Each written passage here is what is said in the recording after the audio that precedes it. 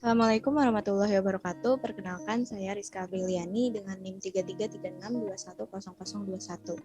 Saya berasal dari Fakultas Teknik Jurusan Teknik Sipil Universitas Sultan Ageng Tirtayasa. Nah, di sini saya akan menjelaskan sedikit tentang salah satu materi dari kimia dasar, yaitu kesetimbangan kimia.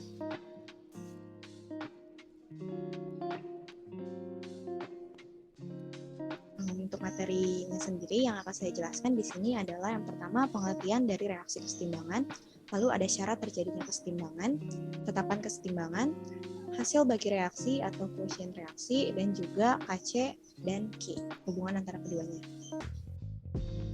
Nah, sebelumnya izinkan saya untuk memperkenalkan dosen pengampu untuk mata kuliah kimia dasar ini, yaitu Bapak Fajri Ihsan SSI MSI. Baiklah, untuk materi yang pertama, di sini ada pengertian dari reaksi kesetimbangan.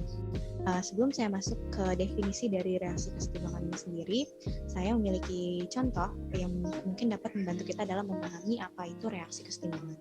Nah, di sini bayangkan kita memiliki 3 buah bahan untuk membuat kue, misalnya ada telur, ada terigu, dan juga ada air. Nah, bayangkan kita menyatukan ketiga bahan ini, kita aduk menjadi sebuah adonan dari sebuah kue. Gitu. Nah, ketika sudah menjadi adonan, ketiga bahan ini tercampur menjadi suatu kesatuan yang tidak dapat dipisahkan lagi. Reaksi yang seperti ini itu adalah reaksi irreversible atau reaksi yang tidak dapat dibalikan kembali. Nah, jadi apa sih perbedaan antara reaksi yang telah saya jelaskan ini dengan reaksi dari kesetimbangan? Nah, jadi perbedaannya adalah pada reaksi kesetimbangan, hasil dari reaksinya atau produknya itu dapat kita kembalikan ke bentuk aslinya, yaitu dapat bereaksi lagi menjadi reaktan-reaktannya. Jadi apabila si adonan kue ini nantinya bisa kita rubah lagi menjadi ketiga bahan ini, telur, terigu, dan juga air, maka reaksi ini dapat kita sebut dengan reaksi kesetimbangan. Nah, oleh karena itu, secara singkat di sini saya artikan, reaksi kesetimbangan merupakan reaksi reversible di mana zat-zat hasil reaksi atau produk dapat bereaksi kembali membentuk zat reaksinya atau reaktannya. Nah, adapun keadaan setimbang adalah suatu keadaan di mana laju reaksi ke arah kanan sama dengan laju reaksi ke arah kiri.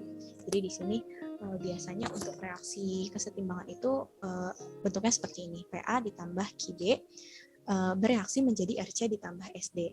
Nah, jika laju reaksi A ditambah B menjadi R menjadi C ditambah D ini kita sebut dengan V1, dan laju reaksi C ditambah D menjadi A ditambah B ini kita simbolkan atau kita misalkan sebagai V2, maka reaksi kesetimbangan ini dia terjadi pada saat keadaan setimbang, yaitu saat V1-nya sama dengan V2.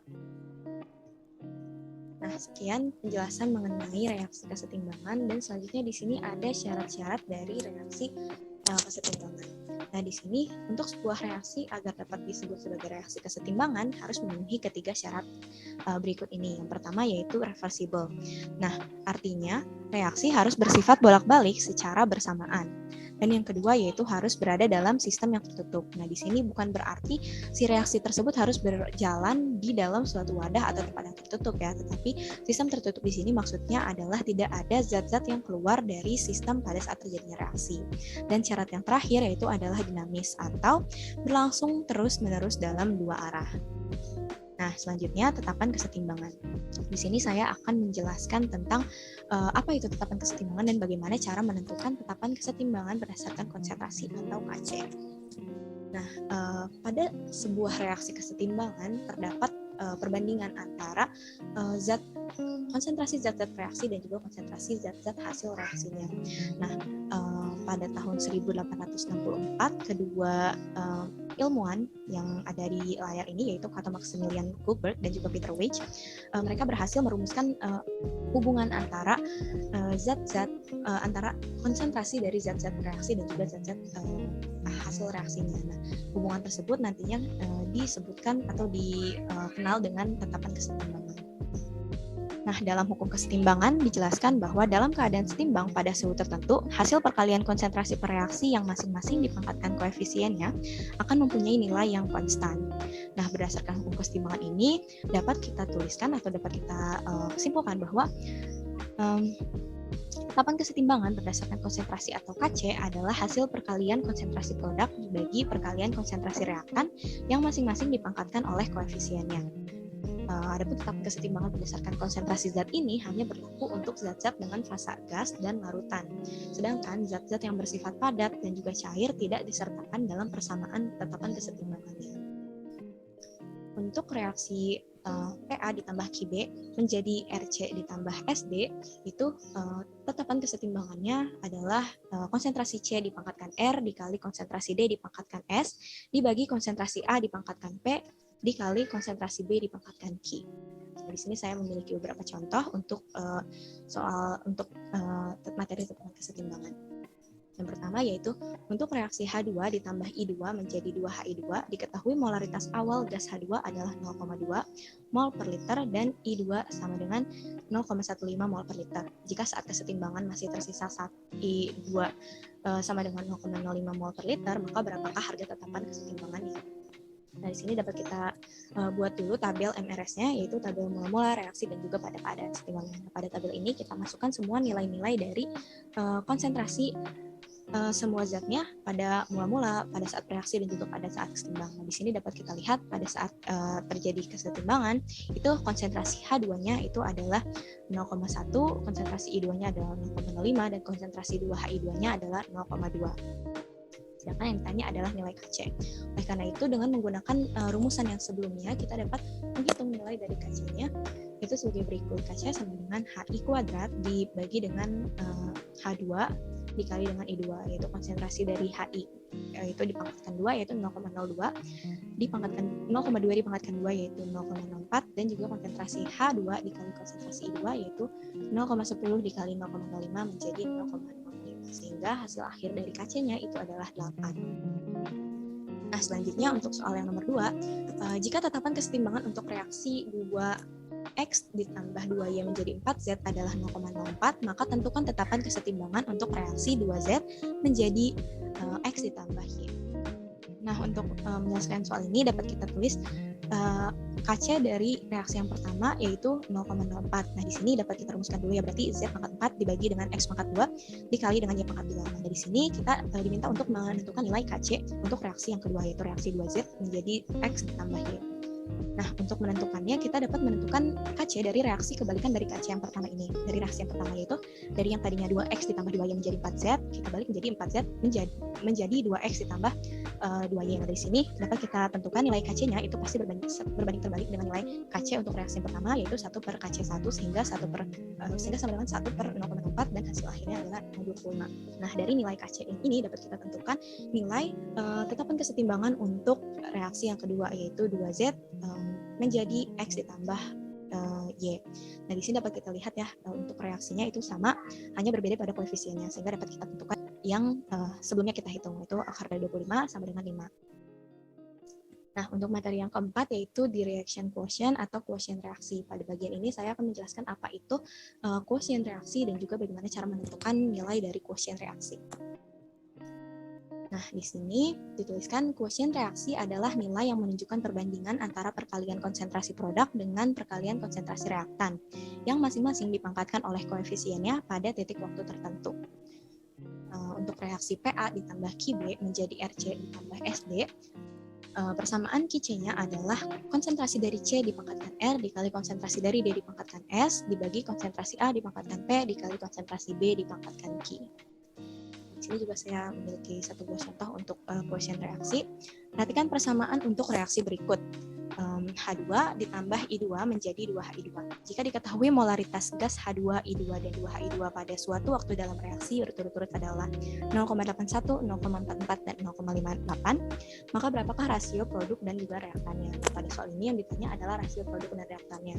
Maka yang harus kita cari adalah nilai Q-nya. Ini kita tulis apa nilai-nilai yang diketahui, lalu yang ditanyakannya adalah QC. Maka berdasarkan rumusan yang sebelumnya sudah saya jelaskan, penyelesaiannya dapat ditulis sebagai berikut. Maka rasio produk dan reaktan atau QC adalah konsentrasi HI2 dikuadratkan dibagi konsentrasi H2 dikuadratkan dikali konsentrasi I2 dikuadratkan. Isi 0,58 kuadrat dibagi 0,81 kuadrat dikali 0,44 kuadrat itu adalah 0,94. Nah, untuk materi yang terakhir yaitu adalah KC dan Ki. Nah, pada bagian ini saya akan menjelaskan perbedaan di antara nilai Ki dan juga KC. Dan juga saya memiliki beberapa contoh, satu buah contoh untuk materi ini. Nah, hubungan KC dan Ki. Di sini saya berikan sebuah perbedaan di antara keduanya. Yang pertama yaitu konstanta equilibrium atau nilai KC ini hanya menggunakan konsentrasi pada saat kesetimbangan. Jadi jika kita menggunakan rumus KC itu kita harus yakin bahwa si konsentrasi itu sudah berada dalam keadaan setimbang. Gitu. Konsentrasi yang kita gunakan itu diambil pada saat reaksinya sudah berada dalam keadaan setimbang. Sedangkan pada koefisien reaksi itu menggunakan konsentrasi pada saat itu juga baik dalam kesetimbangan maupun tidak. Jadi untuk koefisien reaksi itu nilai konsentrasi yang digunakan itu bisa pada saat kapan saja gitu, tidak harus pada saat reaksinya berada dalam kesetimbangan.